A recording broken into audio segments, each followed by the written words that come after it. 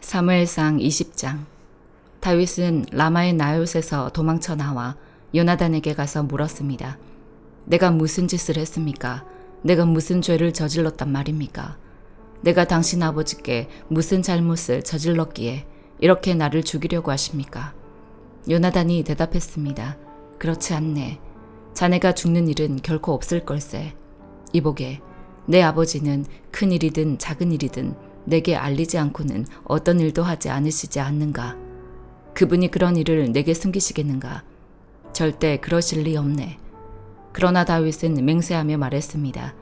당신 아버지는 당신이 나를 좋아하는 것을 잘 알고 계십니다.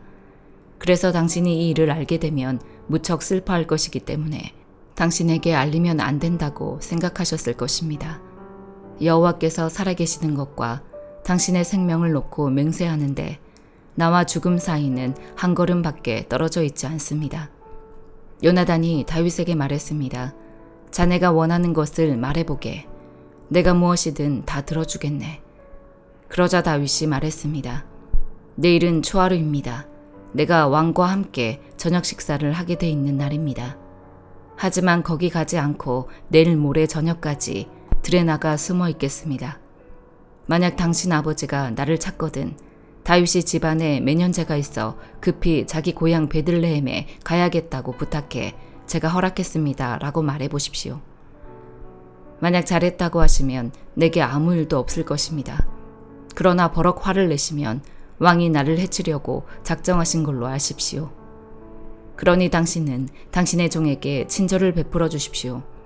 당신은 여호와 앞에서 나와 의형제를 맺지 않았습니까? 내가 만약 죄가 있다면 당신이 직접 나를 죽이십시오. 나를 굳이 당신 아버지에게 데려갈 이유가 있겠습니까? 요나단이 말했습니다. 절대 그렇지 않을 걸세. 내 아버지께서 자네를 해칠 생각을 조금이라도 비치신다면 왜 내가 자네에게 말해주지 않겠는가? 다윗이 물었습니다. 당신 아버지가 당신에게 화를 내신다면 누가 그것을 내게 말해주겠습니까? 요나단이 말했습니다. 이리 와서 들판으로 나가보세. 그들은 함께 들로 갔습니다. 그러자 요나단이 다윗에게 말했습니다.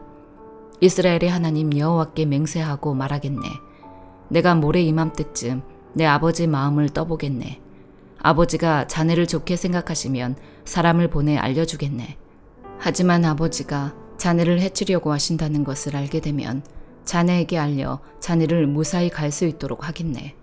그러지 않는다면 여호와께서 내게 어떤 벌을 내리셔도 다 받겠네. 여호와께서 우리 아버지와 함께 하셨던 것처럼 자네와 함께 하시길 바라네. 그러니 자네는 내가 사는 동안 여호와와 같이 내게 끊임없는 긍휼을 베풀어주고 내가 죽임을 당치 않게 하고 여호와께서 이 땅 위에서 자네 다윗의 원수들을 모조리 끊어버리시는 날에도 내 지방과의 의리를 끊지 말고 지켜주게. 이렇게 요나단은 다윗의 집과 언약을 맺으며 말했습니다. 여호와께서 다윗의 원수들을 벌하시길 바라네. 요나단이 다윗을 사랑했기에 다윗으로 하여금 다시 맹세하게 했습니다. 이는 요나단이 다윗을 자기 몸처럼 사랑했기 때문이었습니다. 그러고 나서 요나단은 다윗에게 말했습니다. 내일은 초하루이니 자네 자리가 비어 있으면 왕께서 분명 찾으실 걸세. 모레 저녁 즈음에 이런 일이 시작됐을 때 자네가 숨어있던 에셀 바위 옆에 숨어있게. 내가 관역을 마치는 척하면서 3개의 화살을 그 곁에 쏘겠네. 그러고 나서 한 소년을 보내 가서 화살들을 찾아오너라 하고 말할 걸세.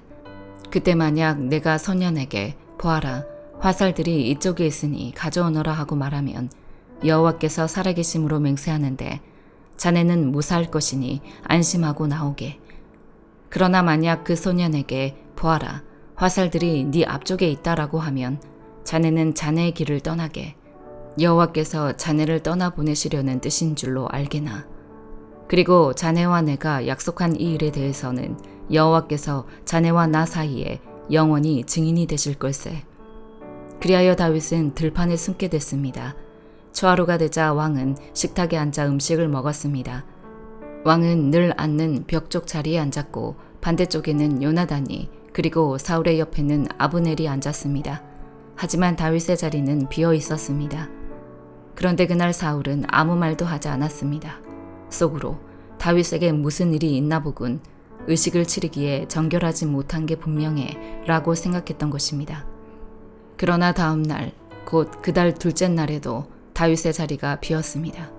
그러자 사울이 아들 요나단에게 말했습니다. 왜 이새의 아들이 식사하러 나오지 않느냐? 어제도 그러더니 오늘도 그러는구나.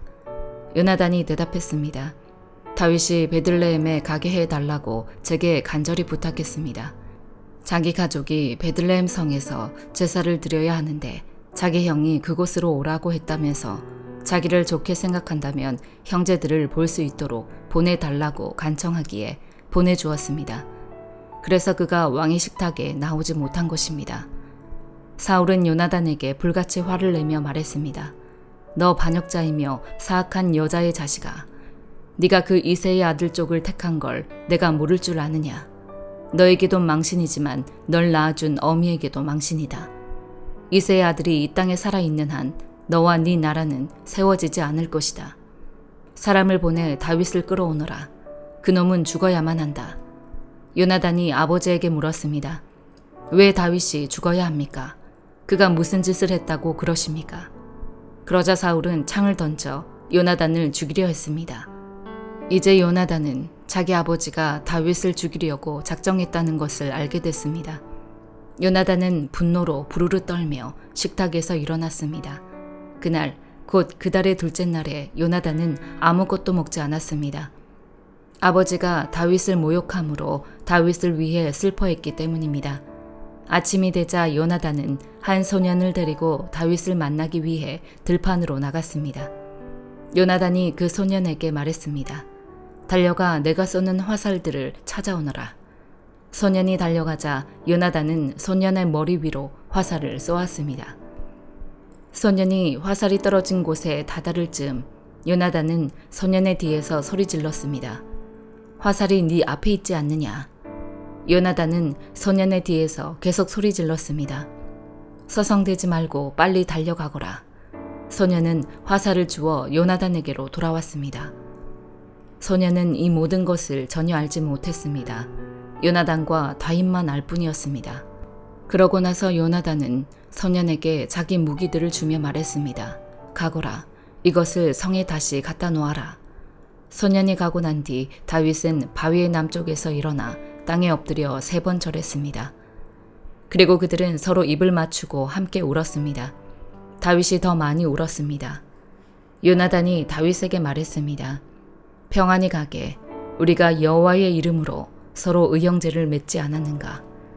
여호와께서 자네와 나 사이에 또 자네 자손들과 내 자손들 사이에 영원히 증인이시네. 그러고 나서 다윗은 길을 떠났고 요나단은 성으로 돌아갔습니다. 고린도전서 2장.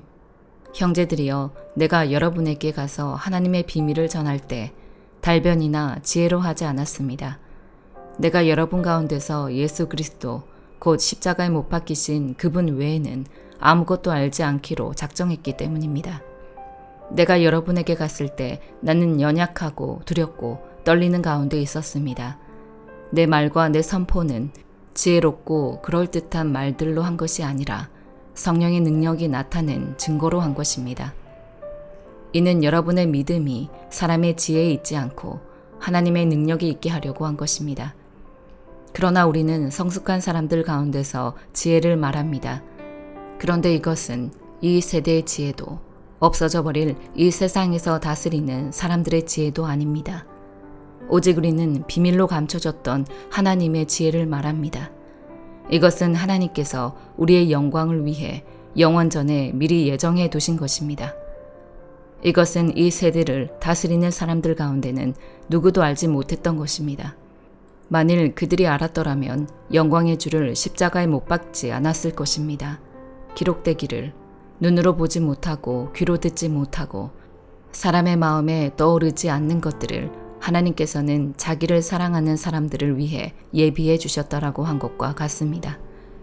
하나님께서는 성령을 통해 이것을 우리에게 깨달아 알게 해주셨습니다.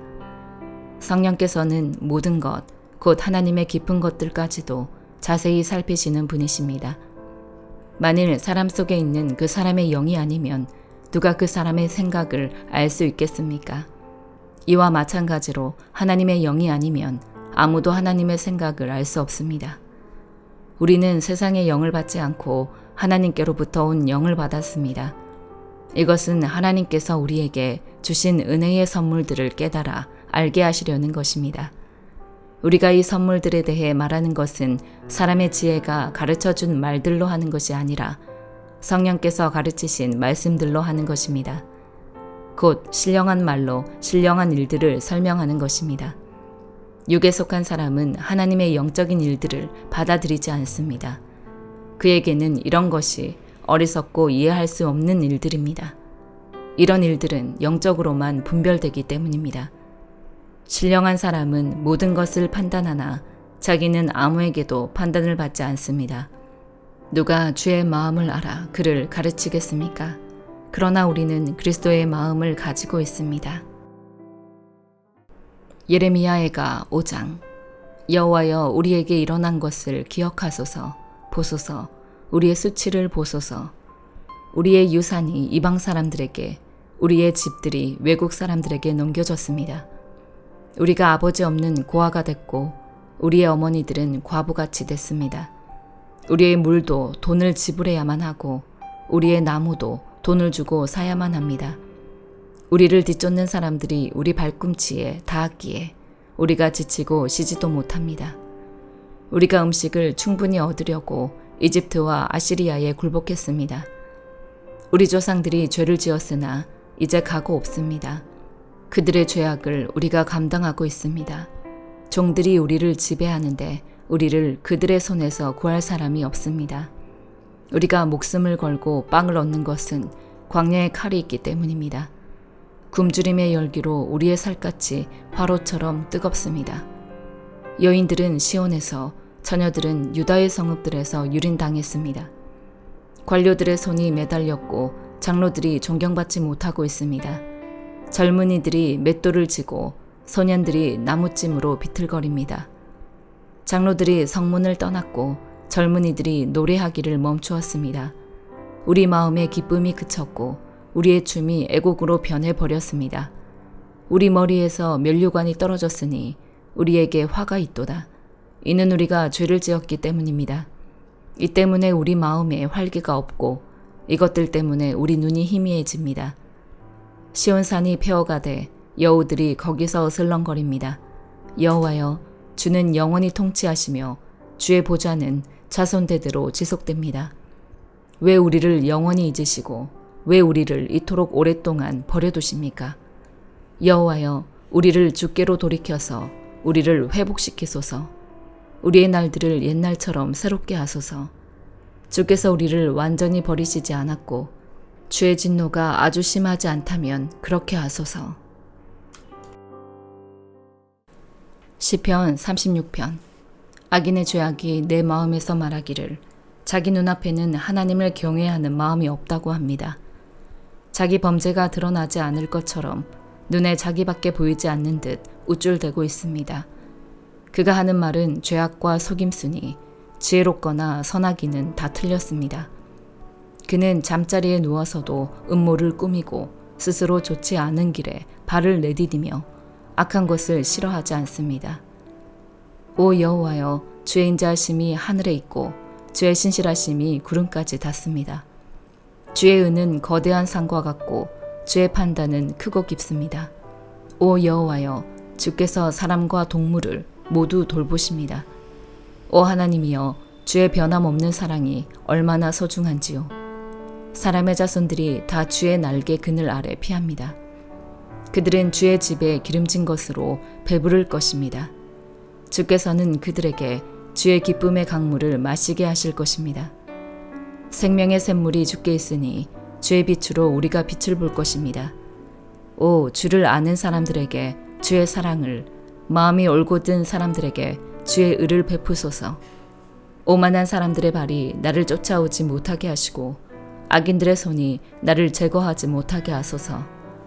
범죄자들이 넘어져 있습니다. 저들이 엎어졌으니 다시 일어서지 못할 것입니다. 아멘.